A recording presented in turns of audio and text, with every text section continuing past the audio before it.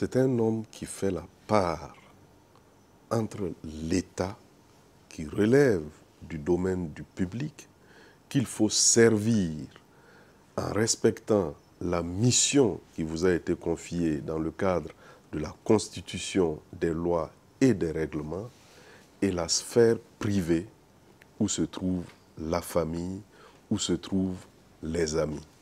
Ce que Ourogo m'a fait pour moi là, moi je sais que les enfants, propres enfants, nous-mêmes, tout le monde ne sera pas fait comme ce que le Ourogo peut le faire. Il est généreux, humain, respectueux.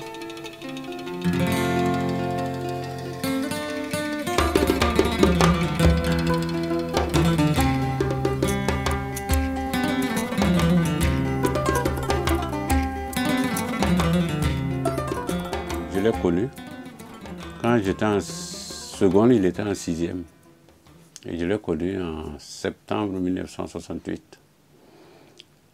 C'est à ce moment que je suis devenu le chef de la troupe scout Saint-Louis du collège de La Salle.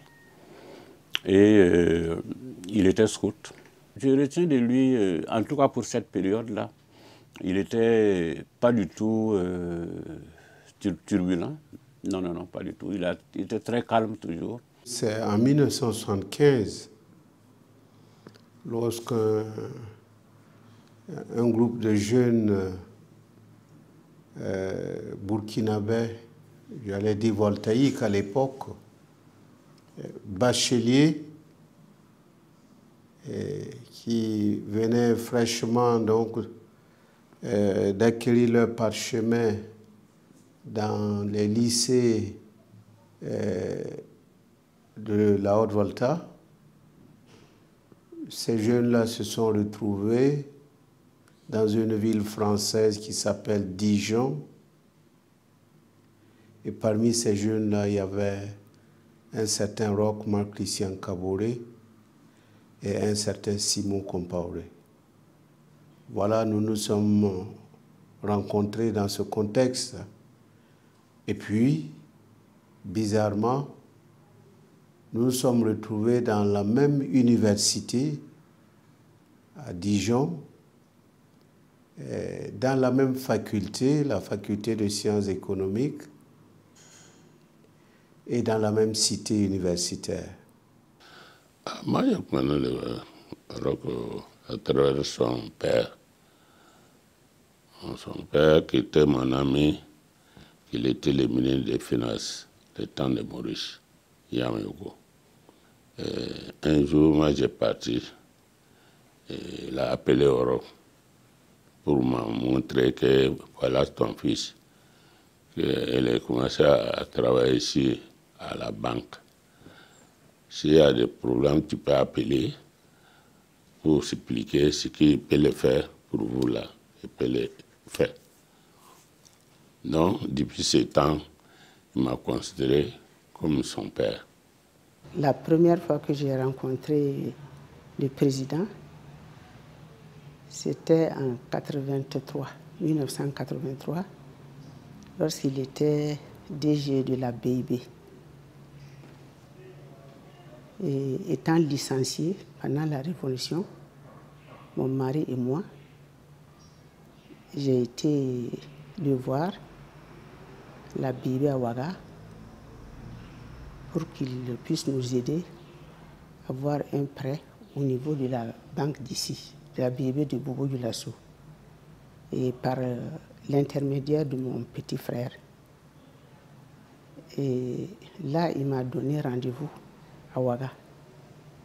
Lorsque je suis allé, il m'a reçu avec courtoisie et je lui ai posé mon problème. C'est là, immédiatement, il n'a même pas attendu une seconde. Il a téléphoné à Bobo pour me recommander au directeur Feu Diaby. Notre collaboration a résolument commencé dans les années 2000, lorsqu'il cherchait quelqu'un avec un profil pour être son directeur du protocole.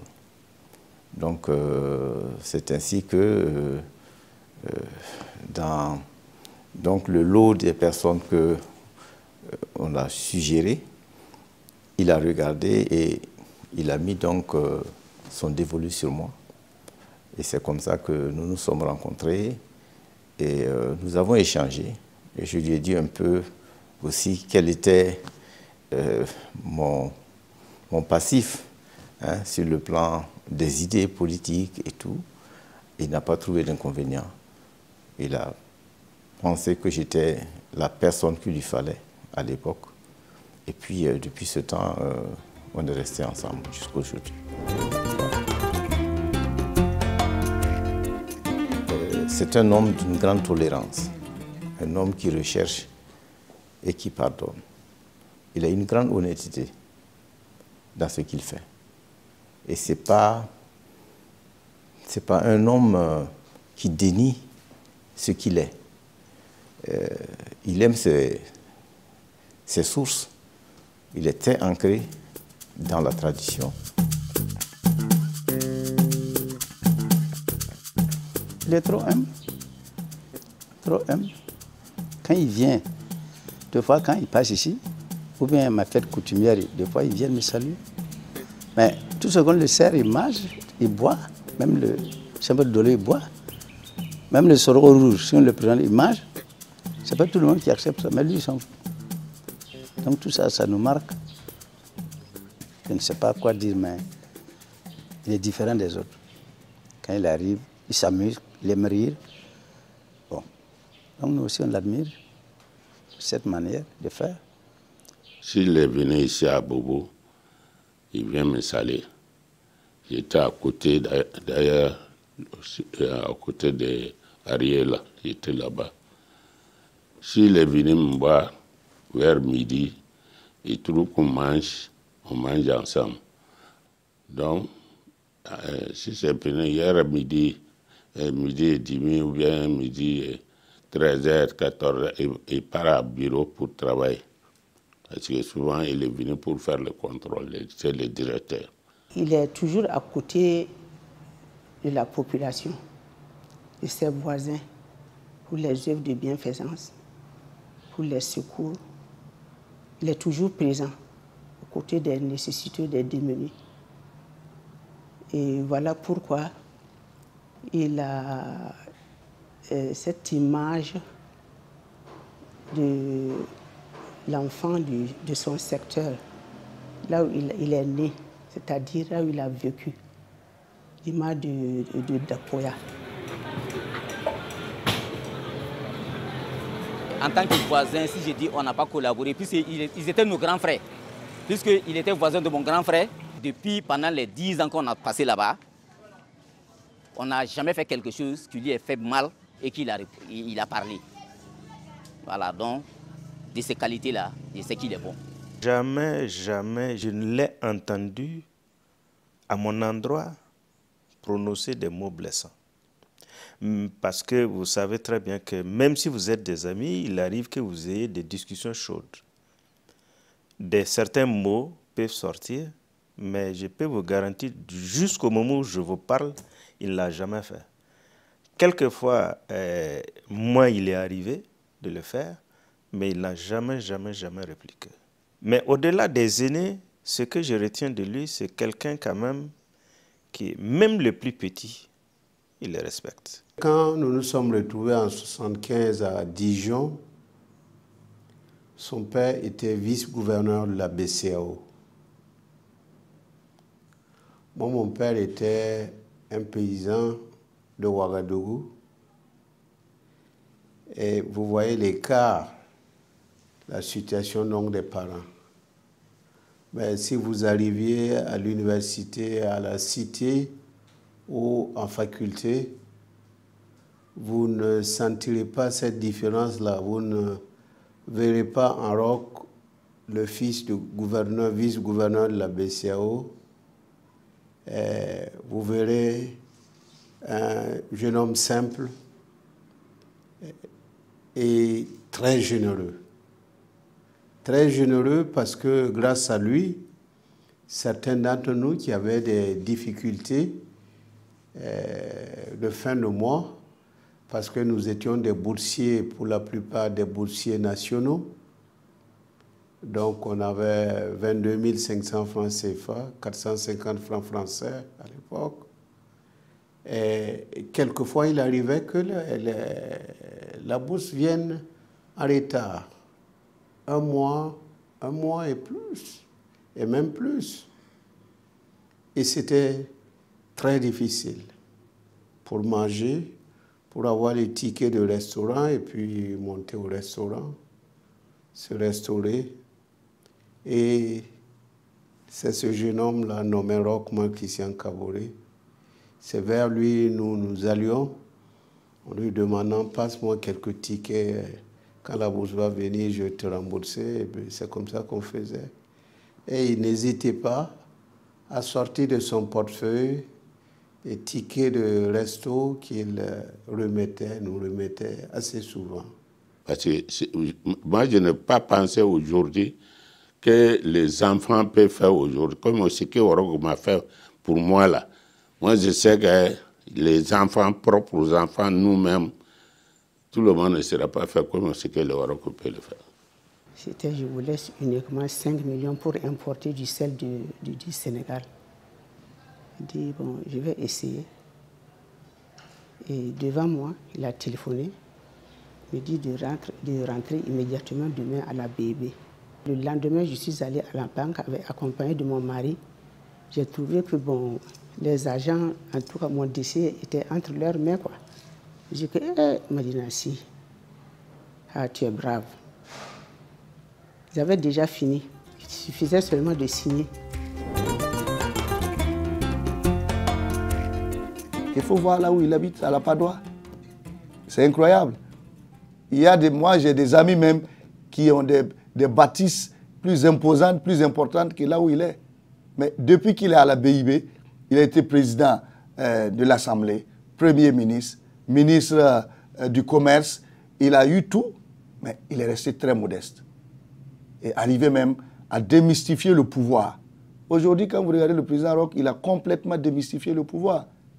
Et ça, c'est une grande leçon pour nous tous. À cause d'une éducation religieuse un peu stricte, et quand vous regardez ses origines, on devrait s'attendre au comportement d'un fils à papa. Et vous le regardez agir, vous regardez sa proximité avec les démunis, avec les enfants, avec les pauvres. On dirait qu'il a vécu dans une famille où il y avait une trentaine d'enfants, etc. Et ça forge. Il a toujours été accessible. Et ça, il n'a pas fermé cette accessibilité depuis que je l'ai connu. Étant président de l'Assemblée, je ne sais pas c'est en quelle année, aujourd'hui c'est la même personne que nous avons toujours parlé, nous sommes toujours amusés, nous nous sommes toujours appelés, ça n'a pas changé. Et je vois aussi que quand il vient ici, à Bobo, c'est la porte ouverte à tout le monde. Tout le monde a accès à lui, tout le monde peut rentrer et dire qu'est-ce que tu penses. Donc c'est vraiment très important dans un Burkina, surtout le contexte que nous sommes en train de vivre. Si tu n'es pas accessible pour écouter les priorités des gens, pour comprendre réellement, ça allait être quand même un peu plus compliqué. Donc, heureusement qu'il est ouvert et il est accessible. Moi, je pense que c'est vraiment un grand atout. C'est un homme affable, accessible, très ouvert, très généreux. Même si en tant que responsable, il a beaucoup de pression, il ne le fera jamais savoir, il ne le fera jamais sentir. Il est accessible parce qu'à tout moment, lorsque en tant que collaborateur vous avez besoin de lui, il est disponible. Parce que comme Premier ministre, on avait facilement accès à lui, ça c'est incontestable. Ce que je retiens de lui aussi, c'est la fidélité en amitié. Parce que les copains de Roch, ceux avec lesquels, en tout cas, que je connais comme étant ses amis, sont toujours les mêmes aujourd'hui.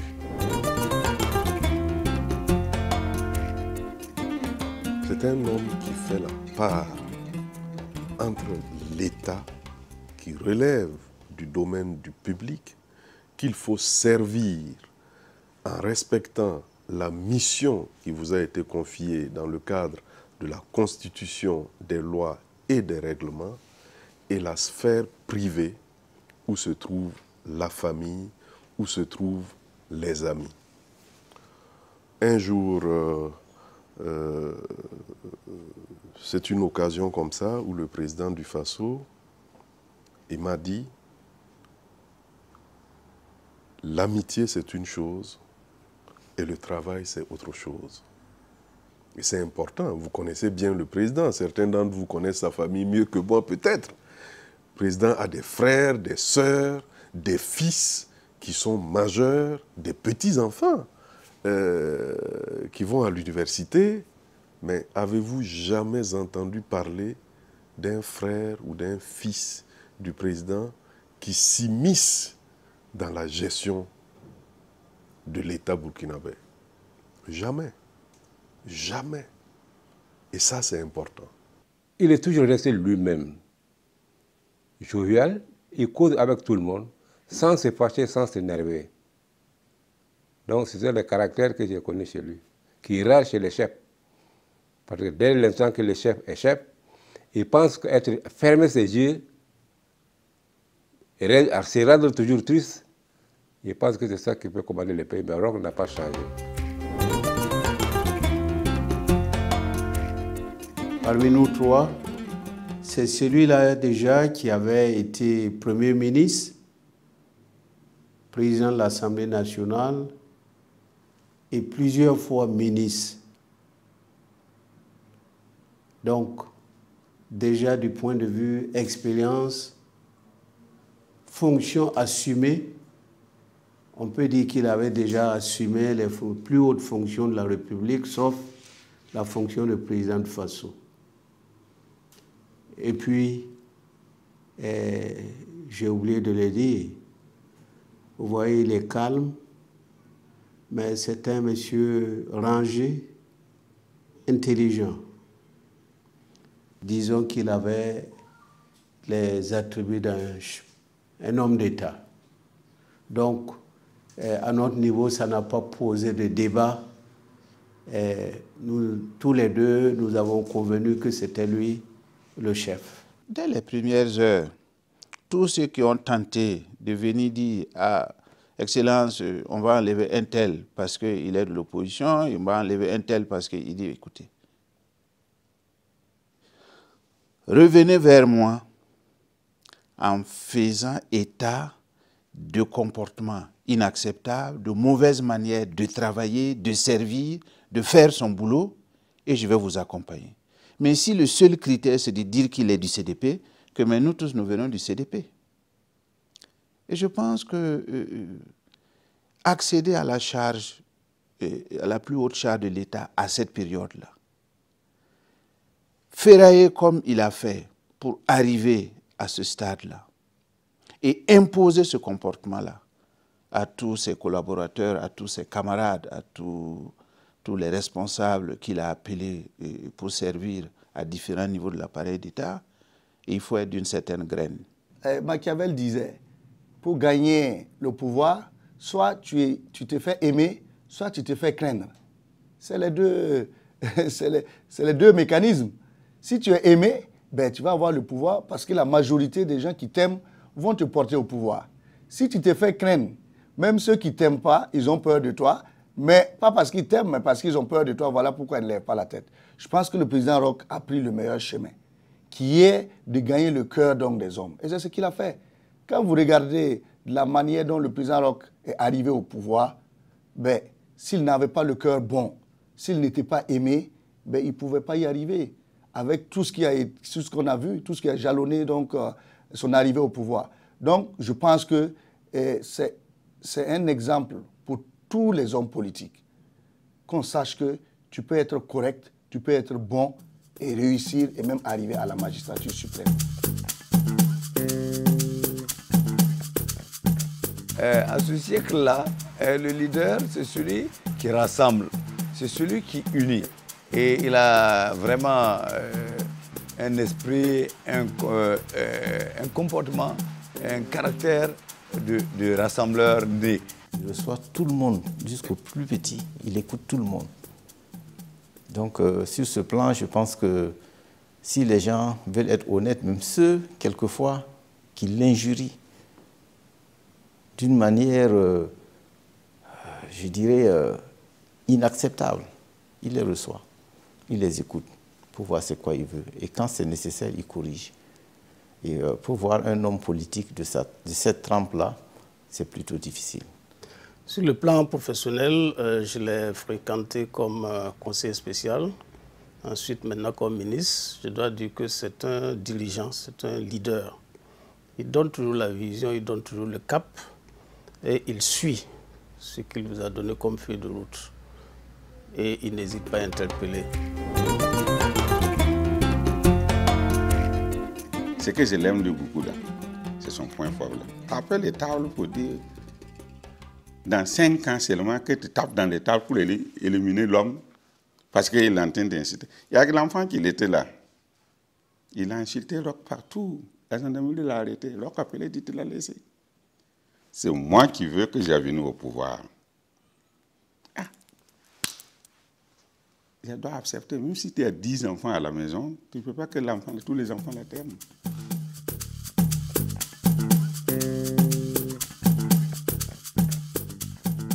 Je vous dis, moi je suis chef aussi.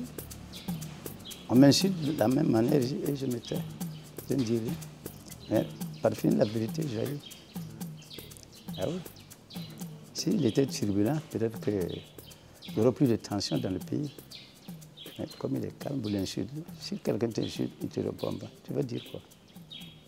Donc tu es obligé de te taire. Pour taper la table là, il ne peut pas diriger le pays. Il faut être souple là pour diriger le pays là. Mais si tu tapes les tables là, ou bien tu parles le mal là, il y a un petit qui va sortir, il peut parler le mal mieux que lui. Donc il ne doit pas faire comme ça. Non, non, non. Il faut que ça soit souple. Même si il est trop gentil, c'est bon. S'il est trop méchant, qu'est-ce qu'il va dire? Donc moi, je préfère qu'il continue toujours tel qu'il est. Il a fallu quelqu'un comme le président Roch, qui comprend profondément le peuple burkinabé, pour permettre à ce que nous puissions traverser cette transition-là.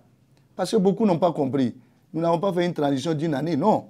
Mais c'est une transition de 5 ans que nous sommes en train de faire. Et c'est cette transition-là que le président Roch est en train de manager. Il a réussi à nous aider à ce que nous puissions, d'une manière, transformer donc l'essai. Et nous avons en tout cas négocié le virage. Et c'est pour cela que nous sommes là aujourd'hui. Mais je puis vous dire, étant dans le gouvernement, mais je sais de quoi il est capable. Et vraiment, si c'est la poigne, il a la poigne. Mais les gens confondent avoir la poigne et travailler de telle sorte que le contexte dans lequel on est, nous puissions traverser sans trop de casse. Et c'est ce que le président Roch est en train de faire.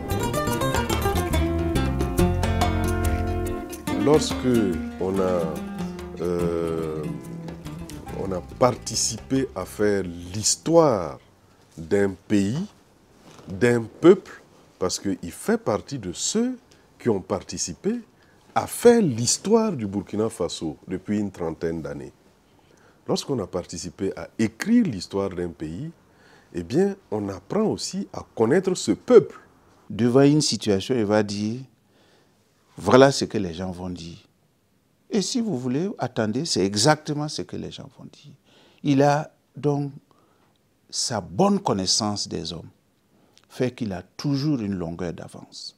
En tant que jeune auprès de lui, nous avons pensé au départ qu'il perdait du temps, il prenait tout son temps.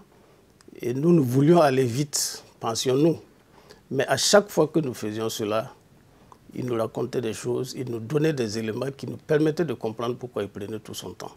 Et au bout du compte, lorsqu'il prenait sa décision, nous nous rendions compte qu'il avait raison. Roch n'est pas quelqu'un d'excité. Comparativement aux deux autres camarades, Nous, on a le sang qui bout. Et lui, il est notre opposé. Il est calme, mais être calme ne signifie pas être quelqu'un qui manque d'autorité ou de poigne. Et je crois que dans les éléments qui peuvent caractériser un homme d'État, c'est aussi la pondération, le calme, le fait que on est devant certaines situations, on a la capacité de se maîtriser. Et comme disait le doyen Edouard Ouedraogo, le grand frère, à une des émissions, il disait que le président Roch était un héros tragique. Je crois que c'était ses propos. Et il n'a pas tort de le dire, parce que quelqu'un d'autre à sa place, devant ce que notre pays a connu comme turpitude, comme difficulté, sur le plan sécuritaire, sur le plan social, cette personne-là aurait perdu le nord.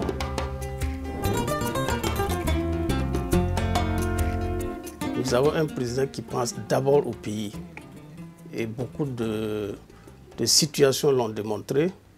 Il a toujours pensé d'abord au Burkina. Et nous qui le suivons sur la scène internationale, nous pouvons en témoigner.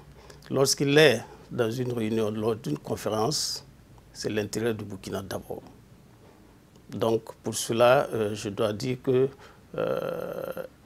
a ce qu'il faut pour diriger ce pays et il l'a démontré malgré les turbulences que nous avons traversées.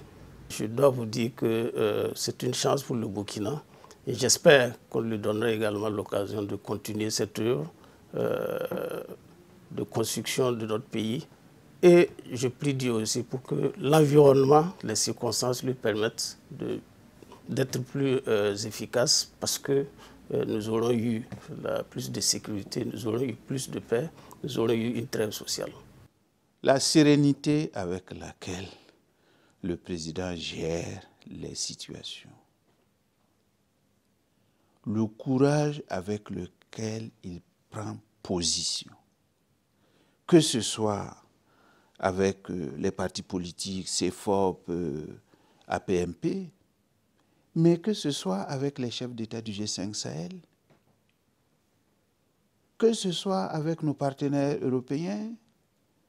Je me rappelle encore à Berlin, lors d'une rencontre à laquelle les chefs d'État du G5 Sahel ont été conviés, mais il a mis tout le monde d'accord en disant, par exemple, en présence de Merkel, du président français, qu'il faut que les Occidentaux arrêtent de faire les effets d'annonce pour les opérations qui sont organisées au Sahel. Dès qu'un partenaire veut organiser une opération contre les bases ennemies, eh bien on commence par faire des déclarations, comme si c'est pour dire aux terroristes, mais quittez parce qu'à partir de telle date, une opération va venir dans la zone. C'était la première fois qu'un chef d'État dit clairement à ses partenaires que cette manière de faire-là n'est pas la meilleure manière de faire. Et je pense que c'est faire preuve de courage, c'est faire preuve de volonté de défendre la vérité. Je crois que les Burkinabés, les démocrates africains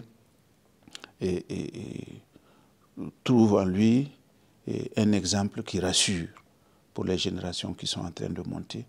Et je pense que c'est ce qui explique aussi comment il a trouvé les ressources pour permettre au Burkina Faso de rester encore debout, et pour éviter que la chienlit ne s'installe dans ce pays-là, parce qu'il connaît bien les hommes.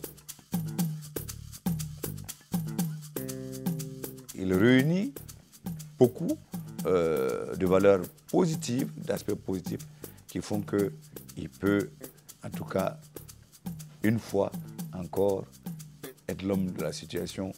Et je le souhaite ainsi, que les Burkinabés, hommes et femmes, jeunes et vieux, en âge de voter, en tout cas, aillent pour choisir encore ce président pour nous préserver la paix. Il faut que nous puissions aller au fond de ce que nous avons vécu au Burkina Faso depuis les 30 dernières années pour comprendre que la réaction du président Roch, c'est une réaction normale pour nous permettre donc d'amorcer ce virage-là et de pouvoir nous redresser correctement à partir de 2021 pour amorcer vraiment un décollage très très poussé. C'est devant des situations difficiles qu'on cultive l'endurance, qu'on montre réellement qu'on est un homme d'État.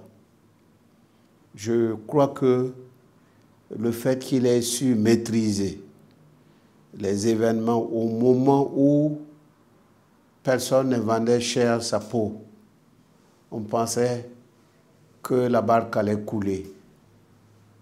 Il a tenu bon. Il est resté lui-même. Il a eu ce qu'on appelle le self-control. Et bon, il est toujours aux commandes. Quoi qu'il arrive, c'est quelqu'un qui a de la résilience et qui peut, devant des situations même plus complexes que celle-là, nous rassurer de mener à bon port le bateau burkinabé. Donc je crois qu'il a raison de se jeter encore à l'eau.